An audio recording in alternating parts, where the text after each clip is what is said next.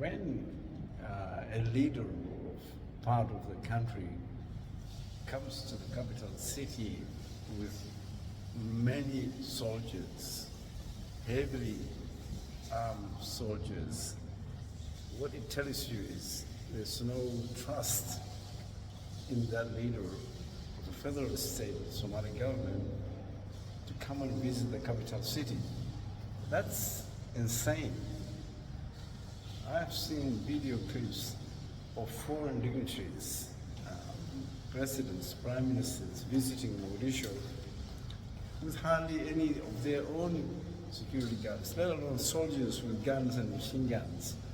So what I saw this week of the two leaders from B-Land and J-Land visiting Mogadishu with hundreds of soldiers, the first question that comes to my mind, and many other observers of the region commented on this, is why aren't the soldiers fighting the Shababs? Why aren't they protecting the country?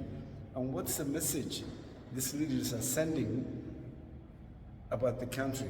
In other words, is it really that bad that you need to bring all those soldiers to protect you? Protect you from whom? If you're a leader of the country, you are a leader and you're supposed to be ahead of the people. You should be on the front line. But if you are surrounding yourself with so many soldiers and flying with you in a plane to Mogadishu, that does not give confidence to the observers, people who are globally outside the country who are watching us. We are also sending a message that says the place is insecure. So this week, week 6 of 2026, my 5 minutes of fame, I'll focus on this issue. What is this lack of trust between the federal states and the central government, Somali federal government? And I will explain on a personal level what my thoughts are. Why is this the case? So read more of that below. So what is the story? What is this about? That these two members of the federal Somali government, member states of the federal Somali government, J-Land and B-Land, their governors landing in Mogadishu with heavily armed soldiers that look like as though they're going to the front fighting a war. What is the purpose? What's the message you're sending? Not only to the Somali people, but to the global audience. It was very confusing signal to send when previously leaders of other countries, prime ministers, presidents landed in Mogadishu with minimum security guards. So that is really the focus of this week. And also I will write about this confusing issue regarding the Somali constitution.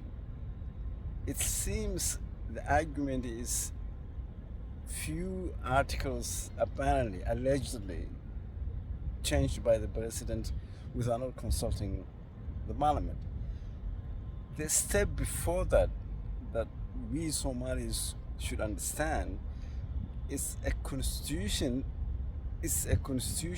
only when the people accept it, meaning there have to be a referendum that everyone agrees that they're happy with the constitution. So the squabble, the fighting, the infighting, the arguments that are going on in the parliament is really a storm in a teacup. Why is that the case? Simply because you are fighting over a constitution that is not accepted by the Somali people. 275 unelected, selected parliamentarians by tribal chiefs said so, that this is the constitution, and then you are fighting over some amendments to it.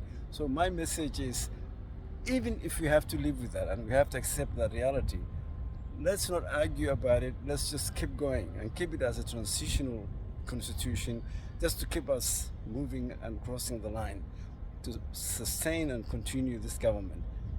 Failing that, we're back to square one, and that's not where we want to be. I'll leave it there until next week, week 7.